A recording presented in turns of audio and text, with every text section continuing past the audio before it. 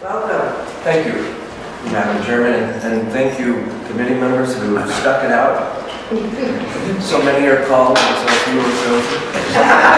I'm Reverend Charles Lucien Orton, and I'm representing the Rhode Island State Council of Churches. There's so many things that can be said. I would like to speak to the issue of economic accessibility and inclusion as it regards to the driver's license bill. And I would like to do that recognizing that I am a very privileged individual, and as a privileged individual, I've had some experiences over the last year that have been very awakening for me. Experiences about things that I knew intellectually, but then had the opportunity to experience in my own home and with a new member of our family. My wife and I, last Memorial Day, welcomed a Guatemalan woman and her then 10-month-old son into our home. They were on the first caravan that came up through Tijuana, and she was able to gain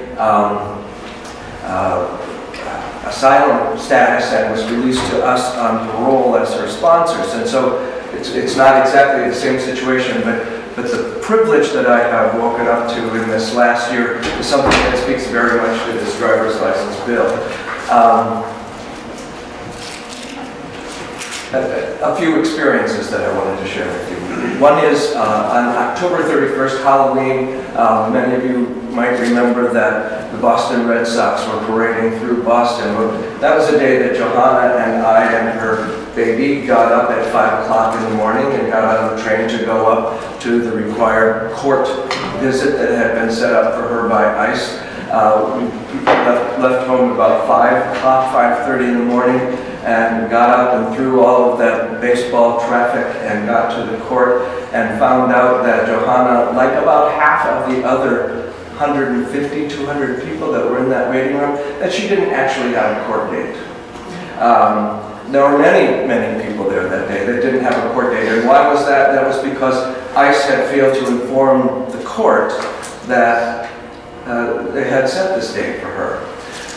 One experience. Other experiences include rabbit holes of bureaucracy and red tape that end up going nowhere, that end up taking a great deal of time and producing nothing.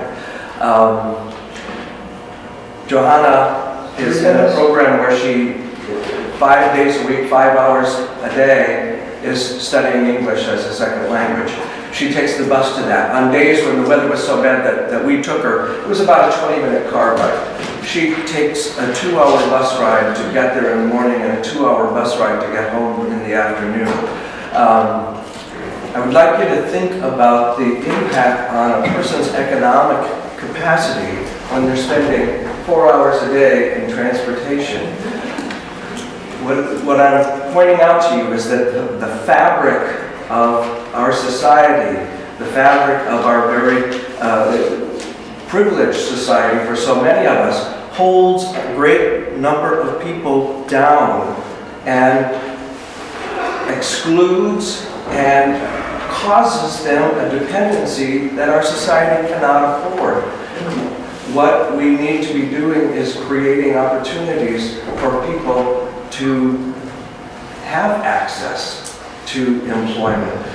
Johanna is not eligible for employment legally in this country for 2 years after her court system begins, and she's here almost a year now, and that system has not engaged yet. So her 2-year wait for employment opportunities hasn't begun.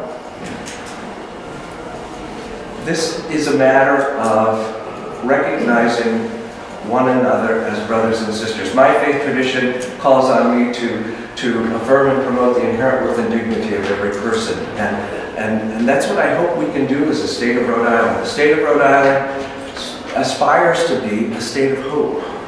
And that hope can't just be for a privileged few. For this to be as strong and wonderful of a state as we're capable of being. So I ask you, let's do what needs to be done so that people can have the hope that they deserve because they are our brothers and sisters. Well, thank you, Reverend. Thank you for all that you're doing and helping the families.